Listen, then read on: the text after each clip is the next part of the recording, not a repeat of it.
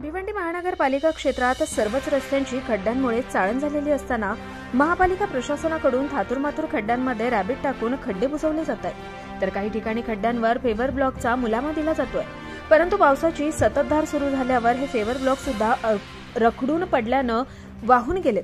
त्यामुळे उलट हा खड्डा पडलेला रस्ता वाहन चालकांसाठी अधिकच त्रासदायक होतोय।